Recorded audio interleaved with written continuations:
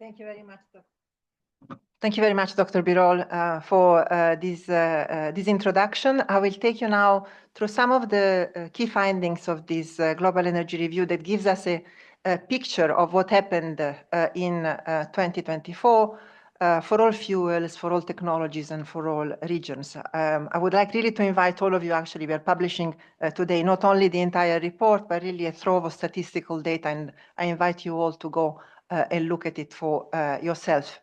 So let us start with where Dr. Birol started. How much did global energy demand rise globally last year? And it was indeed a very healthy growth, 2.2%.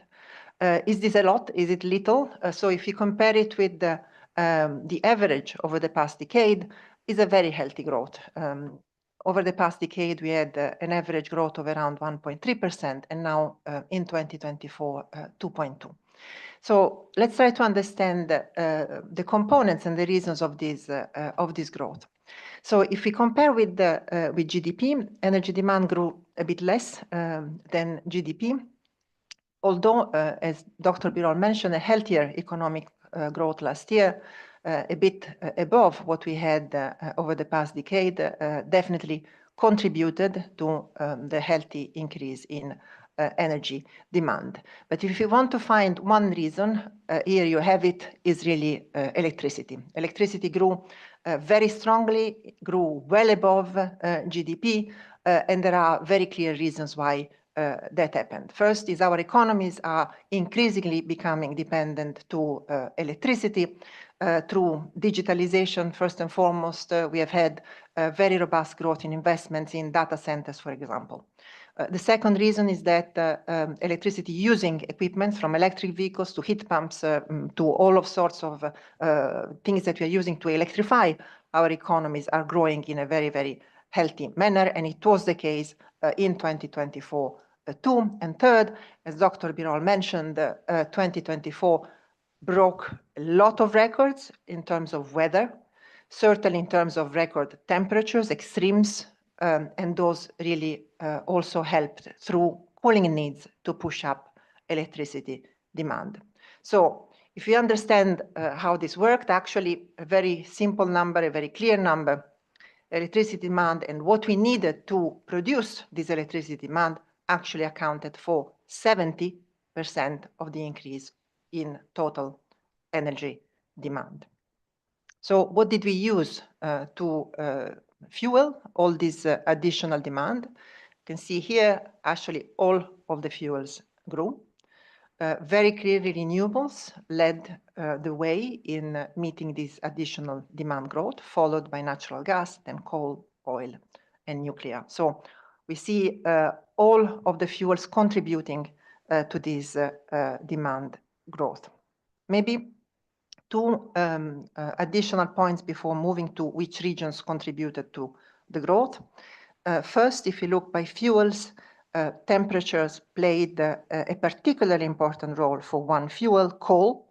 As Dr. Birol explained, very high temperatures, especially China, India, Southeast Asia, where the electricity sector is still heavily reliant on coal. Actually, these very high temperatures explain nearly all of the growth in coal use. And second, maybe another notable thing is, if we look, here is a primary energy view for those of you that are expert, and if you look at solar and how much solar contributed to the growth in demand, is as much as oil increased in 2024, and this is certainly a first.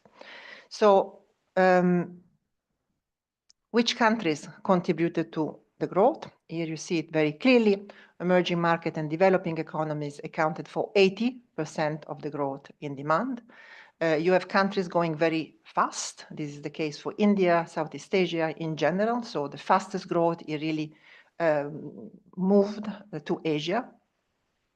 China slowed down very significantly, but China energy use is huge. It's more than a quarter of global energy demand. So even small percentage changes, less than 3%, make a huge difference in terms of volumes. So China slowed down, just as a small reminder, At the beginning of the year 2000s, China was growing at around 8% a year, the following decade around 4% a year, and last year was less than 3%. And finally, Dr. Birol mentioned this already, advanced economies, both the United States and European Union, came back to growth last year on the wake of very strong electricity demand in both cases. So if we go by fuels now, Dr. Birol mentioned about oil demand, and I think this shows very clearly after the very strong post-COVID rebound, driven by mobility, reopening of the economies, we saw very, very strong oil demand growth in 2023, a slowdown in 2022, a slowdown in 2023, and an even further slowdown in 2024. And if you compare it to the pre-COVID period, also a significant reduction compared to what we were seeing back then. Maybe very simply put, two key reasons for that. China's economy, we mentioned this already, is slowing, is changing. So if you compare simply 2024 to 2023, China's oil demand growth was a tenth of what we have seen in 2023. And the other key structural change that is happening around the world is really what's happening in road oil. In 2024, road oil demand stalled. We'll come back to this in a second. Electric vehicles are playing a very important role there. So you have now a very different picture when you look at gas. It's almost an opposite mirror picture there. Gas demand was above the average of the period 2009 to 2029. Gas has gone through very turbulent times, contraction in 2022, very high prices, a rebound in 2023, and very, very strong growth in 2024. Now, the growth has been very widespread geographically, but importantly, advanced economies return to growth. This is the case both for the United States and importantly, Europe.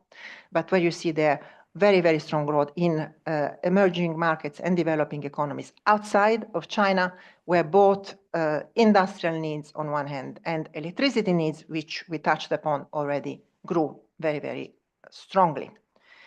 Now, what happened to technologies and clean energy technologies globally? This is a very simple chart to explain. Everything went up very strongly. We had the executive director giving you a sense of how strong the growth in renewables generation was, the 22nd record year in a row in terms of capacity addition. For solar is the 12th consecutive year in a row, but capacity sometimes don't give really the full picture of the extent of the magnitudes we are really talking about. The electricity generation from solar and wind renewables combined was 900 terawatt hours. Now, 900 terawatt hours, how much is that? Is the addition in 1 year would have been able to power the entire economy of Japan. And if you look at other sources, we need to accumulate 10 years of growth in coal or 8 years for gas to have a similar amount. So a very, very significant growth. And when you put it together with the record increase of 33% in nuclear, all those sources combined accounted for 80% of the electricity, the record electricity demand additions. So finally, we look at the electric vehicles. Dr. Birol mentioned that we had already at the start of last year, the oil demand trends correct. It's a similar case for a lot of other things, including electric vehicles, where we had already estimated that 1 in 5 cars globally sold in 2025 would have been electric. This is a very significant jump compared to 2019, when only 3% of the sales were electric. So, and this very big jump in electric vehicles is one that also explains what is happening in oil trends. Now, we conclude with emissions.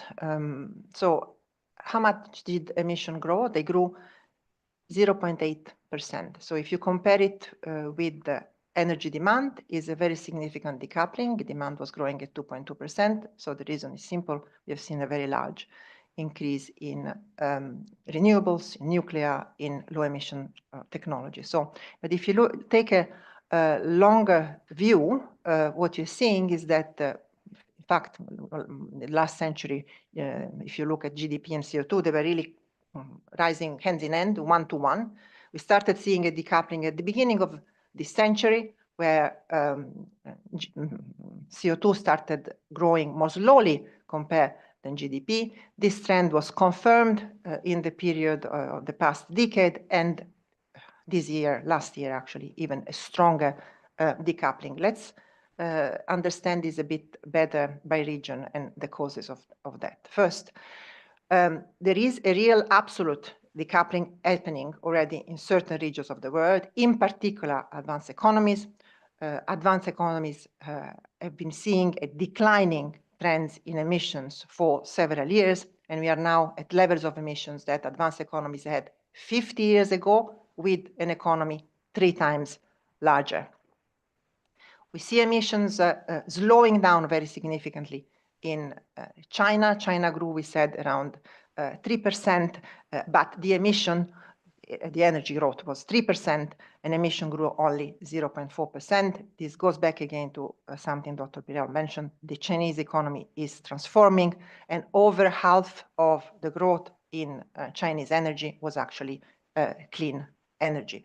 And finally, we're seeing other emerging countries and developing economies continuing to see emission growth, but at a slower rate than GDP.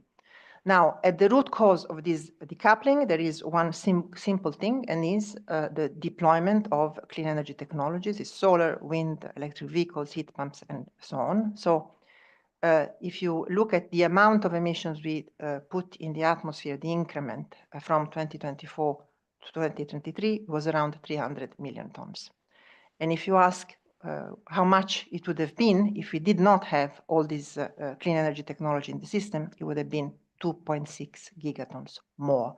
So the root cause of this decoupling we're seeing in some cases, emissions going down, in some other cases, emissions decoupling from GDP is the rollout of clean energy technologies. With this, I would really invite you to go and look at the report and the data, and just pass it back to Jethro. Thank you.